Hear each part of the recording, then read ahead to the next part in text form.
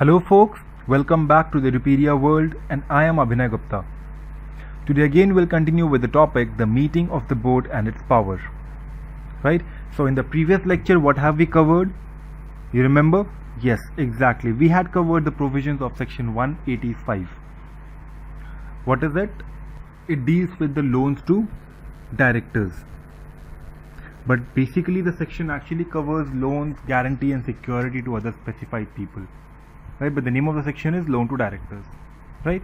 So we'll have a quick review of what we had covered in the previous lecture, the entire section, so that it becomes easier for us to discuss the questions that we will be doing in the lecture today, right? So let's have a recap. So we were discussing the provision of section 185 loans to director, right? And we are discussing this topic with reference to Rule 10 of Companies Meeting of Board and its Power Rule 2014. Right? So basically this section is framed to bring out certain prohibition on giving out loan, giving out guarantee and giving out security to certain specified persons. Right? And then section 185 also defines who specified persons are.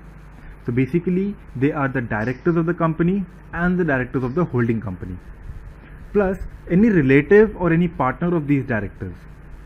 Right? So over here the relative and partner portion has started.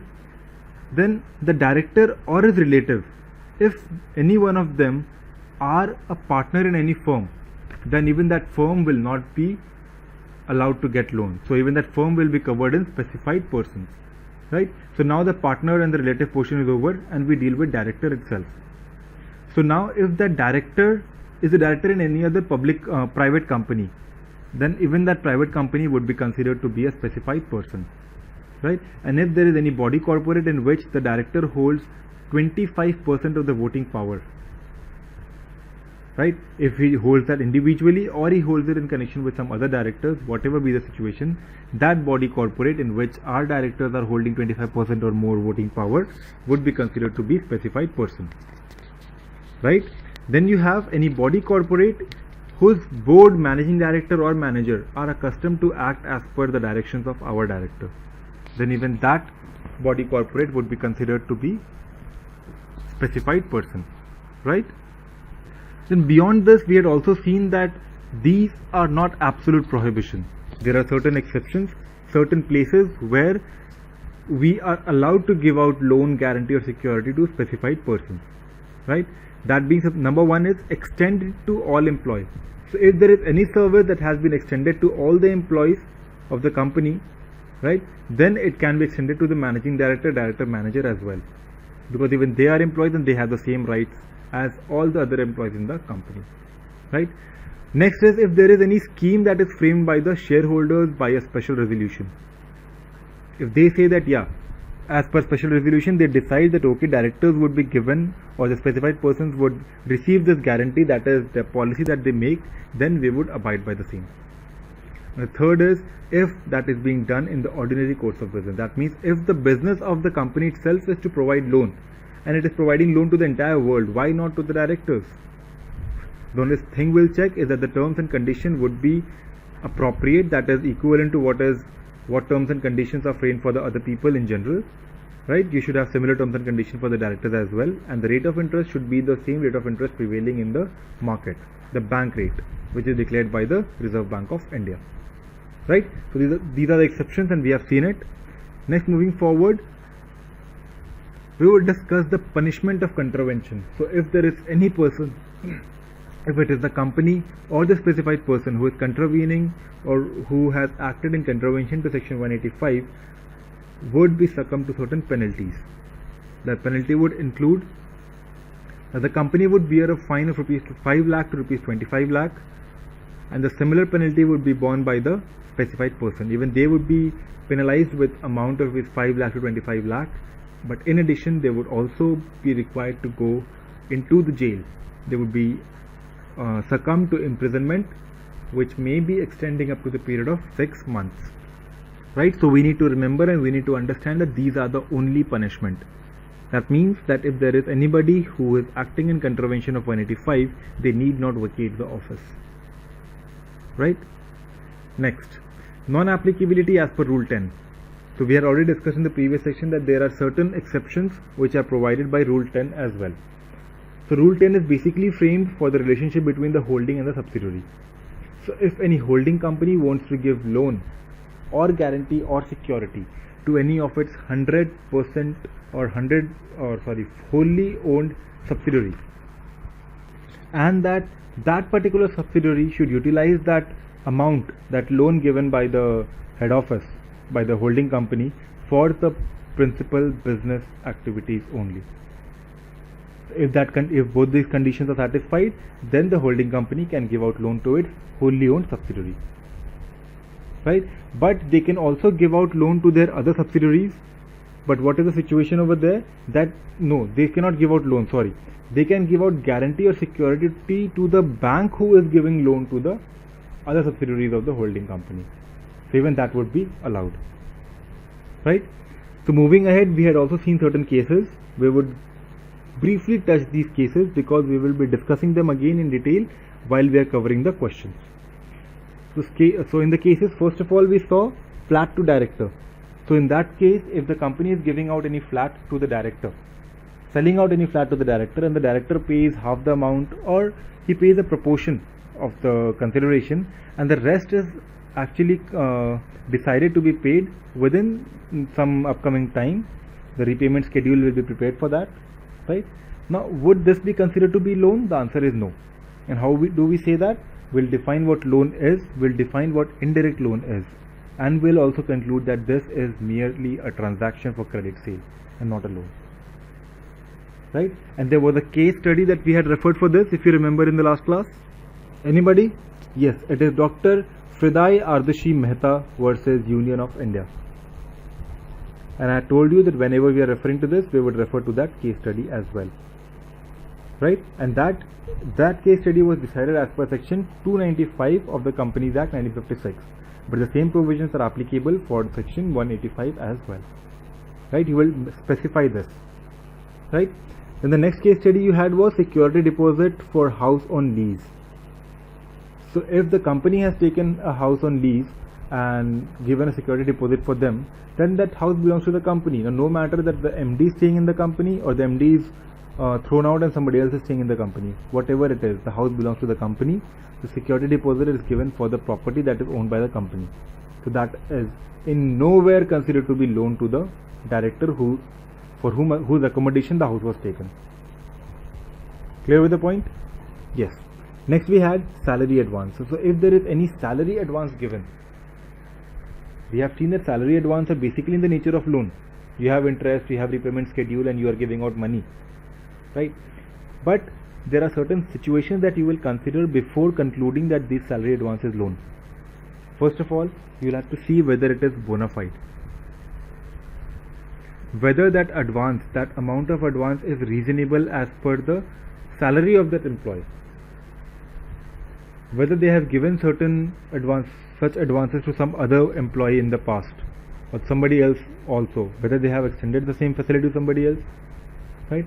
These all situations will be checked. They will also check the laxity of recovery, the term of repayment, everything, right? Next, we have seen that there is no vacation of office, then the advance in ordinary course of business.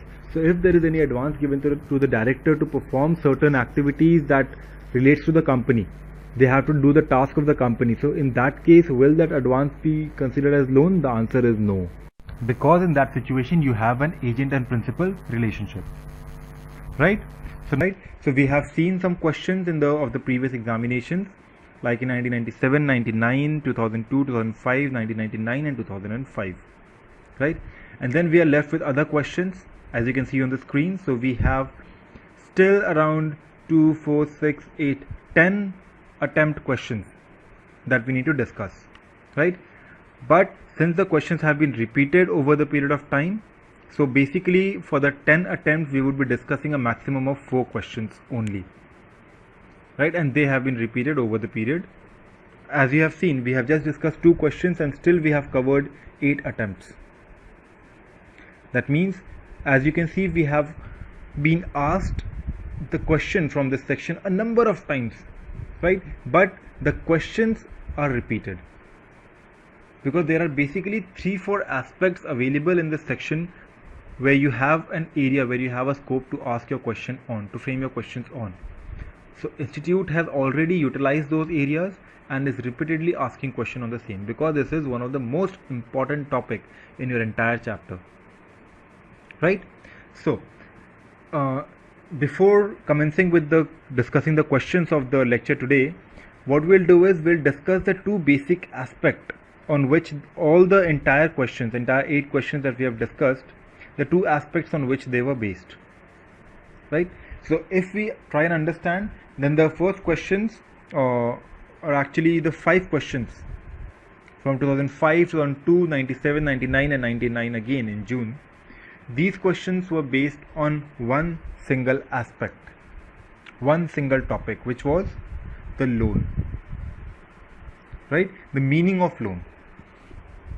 That is what we understood in that question. So we'll again discuss what is the meaning of loan, because since it has been asked 5 times already, it can be asked again, right? So when we talk about loan, a loan basically means an advance of money, right? You know that if I'm giving a loan, if Mr. X is giving a loan to Mr. Y for rupees 1 crore, that means Mr. X is advancing rupees 1 crore to Mr. Y, right? And what will Mr. Y do? Mr. Y will again sign an agreement that, yeah, I will return this money in this fixed equal installments, or whatever be the terms and conditions, along with the interest if applicable. That means interest is not the deciding factor for determining an advance of money to be loan or not, because you may also advance an interest-free loan. There is no problem with that, but the one constant factor over there is that it shall be paid back, right? So in the question that we have been asked, the 5 questions, the trick was that the company has given a flat to the director, right? The company sold a flat to the director. The director has paid half the money and decides to pay the rest half in equal installments, some equal installments, whatever it is, right? And now the context of the question is whether this amount would be considered to be loan to the director, because company is giving him an assistant, a financial assistance. So will this be covered in the topic of loan? Will it be covered under the concept of loan, right? So our answer is straightforward, a no, because if you are selling a flat to the director and the director has paid half the money and will pay the other half when fixed in equal installments, right? So nowhere in the question you have seen that the company has advanced money to the director. It is not a situation where the company has given money to the director and the director goes ahead and buys a flat somewhere else. No, the company has given the flat to the director. That is a normal concept of credit sale that the company makes with other customers as well, right? So that is a credit sale. That is not a loan to director. Clear with that? Because in other case also, now some people say that this is an indirect loan. But what we need to understand is what is the meaning of indirect loan. Indirect loan does not mean that instead of loan you are giving him some other favors. No. Indirect loan means that you are giving him the loan. You are advancing the money but through an intermediary. That is an indirect loan. That if I am giving rupees 10 to Mr. Y, I am not giving it directly to his hand. I am asking Mr. Z to give it to Mr. Y. So that is an indirect routing of the loan. But ultimately, the crux for the loan is an advancement of money. That is the most important aspect, which you will be checking in your questions whenever you are asked about the loan to director, right? And you also had a case study on that. You remember the name? We had discussed it already. Yes, it is Dr. Freddie Ardeshir Mehta versus Union of India. It is a little tricky name to memorize, right? So go by the spelling. It is F-R-E-D-I-E, Freddie Ardeshir, A-R-D-E-S-H-I-R. Freddie Ardeshir Mehta versus Union of India. But this case was based on section 295 of the previous act, right? But it is equally applicable for section 185. So be rest assured, if you are asked a question, you will have to give that note. Although it's an old case, but the same provisions are applicable now as well. After the enactment of the new Companies Act, the cases that were referred in the previous section are still applicable because the provisions relating to that concept has not changed, right? Then the next question that we have already discussed, the next topic, the next crux was about the salary advance to the wife of the managing director. So that was the basic question. Will it be considered to be loan or will it not be considered to be loan? What is the situation? They wanted your advice on the same. So first thing what you need to understand is how we will treat that salary advance to the managing director's wife.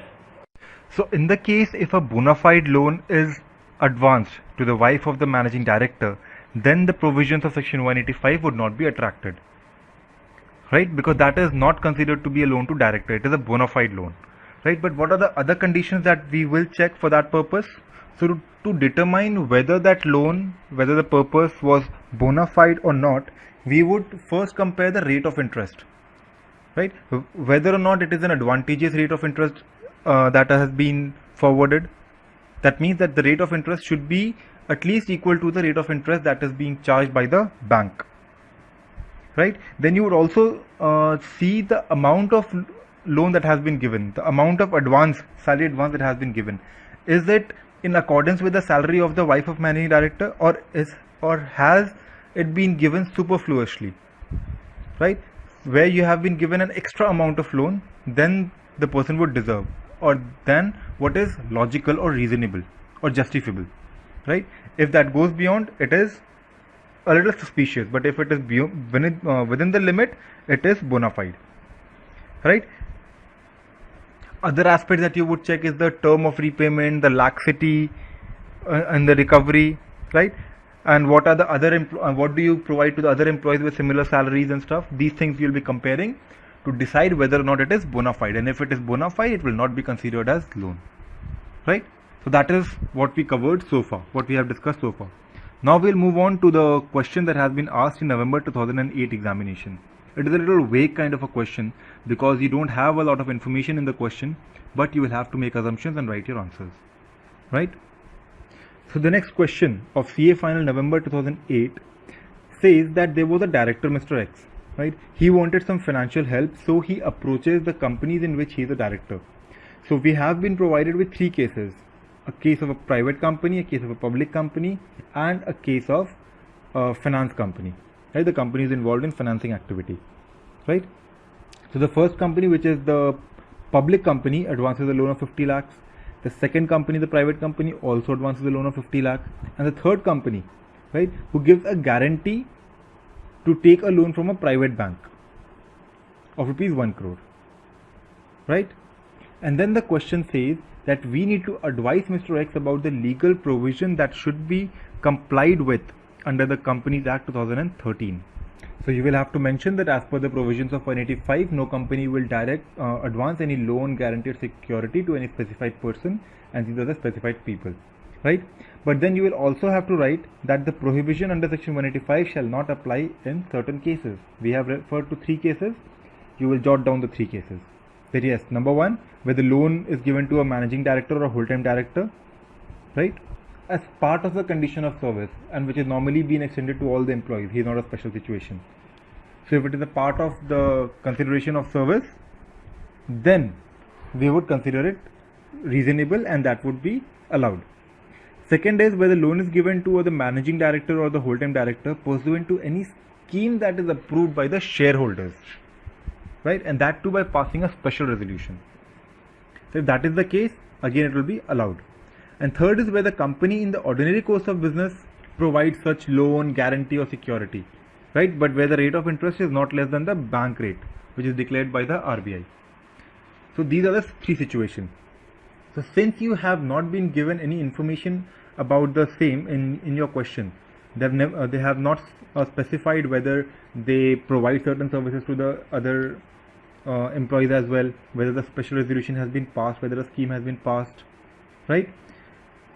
So what we'll do is we'll assume that yes, a scheme has been passed, right, or it is a normal service extended to everybody else, because that is why the director is also getting a loan, because it was a normal procedure.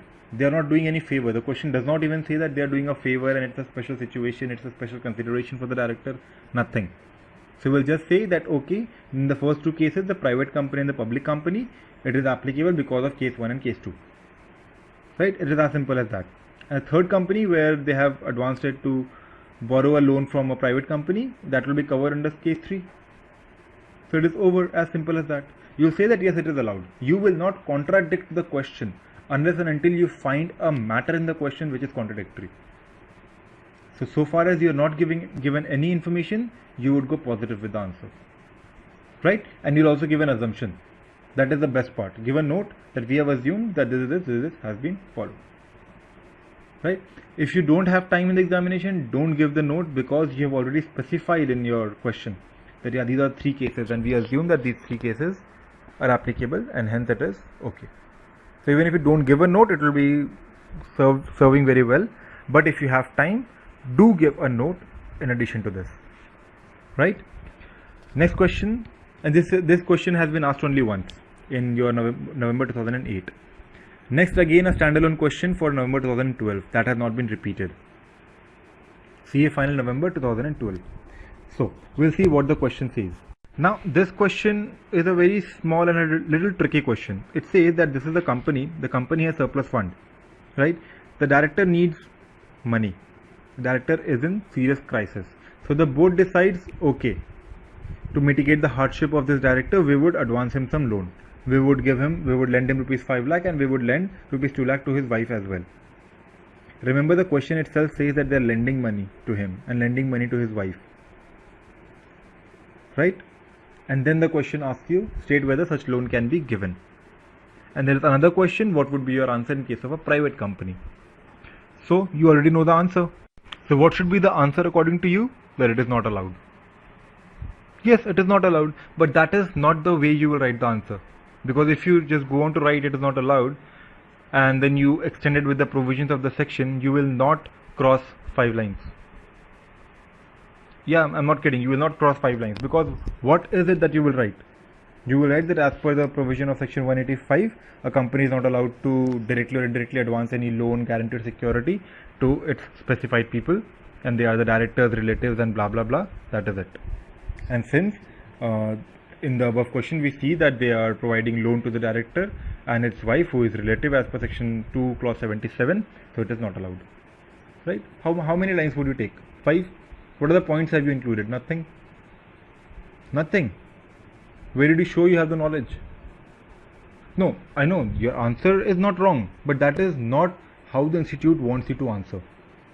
You are intelligent people, you know the law, right?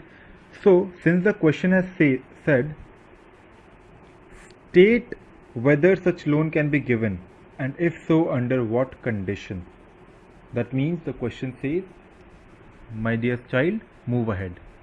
You have lot more to write. So you will write the 3 cases that yeah, within these 3 conditions loan can be given. So if the director is a managing director or a whole-time director, then he could apply for loan in the first 2 cases. And if he is not a managing director or the whole-time director, he could apply for loan in the 3rd case, right? So what are the 3 cases? The first 2 cases, that if he is a managing director and a whole-time director and the loan is advanced as a condition of service extended by the company to all the employee. The second case is if it is pursuant to the scheme which is approved by the members by a special resolution, right? But if he is not a managing director or whole-time director, we will go back to the 3rd case where the loan is given in an ordinary course of business and where the rate of interest should not be less than the rate of interest charged by the bank, which is declared by RBI, right? So when you write these provisions, your answer will be complete. Okay, right? So as we had planned that 4 questions would cover up all the sections, all the questions that you can see on the screen. But so far we have already discussed 2 questions and we have been able to tick off only 2 attempt questions. So we are still left with 8 attempt questions. But trust me, 2 questions would be enough for them. So there are 2 basically other questions that have been repeated over the period. These 2 questions that have been asked in the November 2008 and November 2012 were standalone questions. These were only 2 attempts when they were asked, right? Now what we'll cover in November 2002, 2005, 1999 and 1998 has been, you have a common question in all this 4 attempts, right? And this is something that we have already discussed.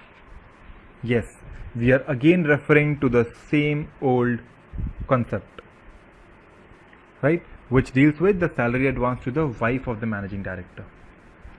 So if you look at the questions that have been asked in your examination, they say, like I would read out the statements. A salary advance of rupees 5,000 to an employee who is the wife of managing director of the company.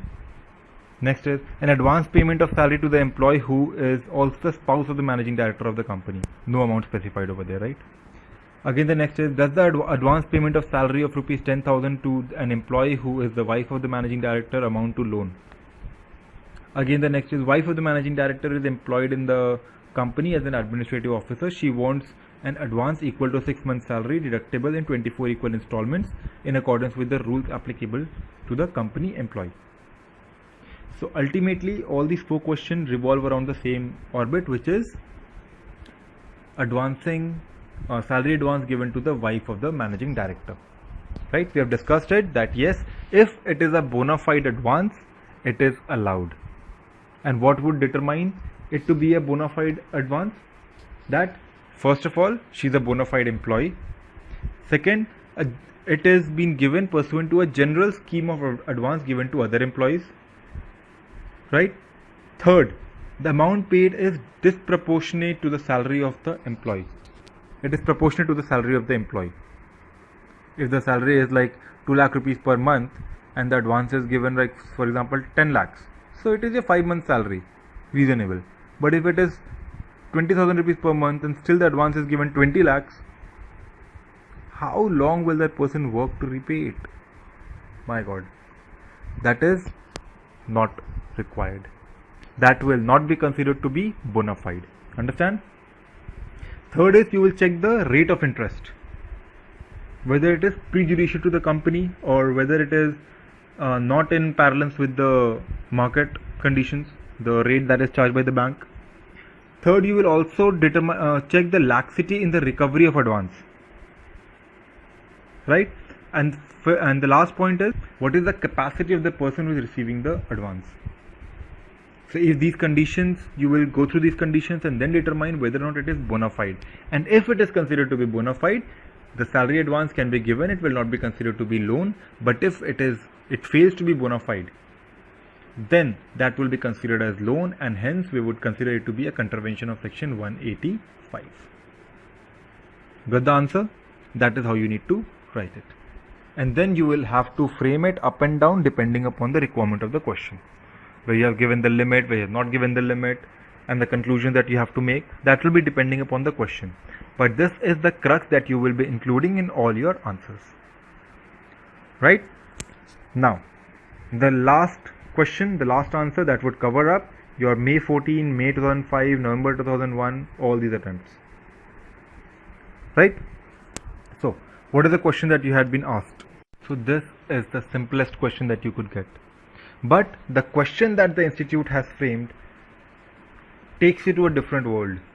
It's a huge question. It will give you the entire stat that Mr. X is planning to construct a house, this is his operating cost, this is his construction cost, he has this much amount, he's having problem with this much amount, so he approaches somebody, a financing company, to advance him the loan, the financing company grants him the loan, and then they have a condition that your company in which you are a director, they should give us a guarantee.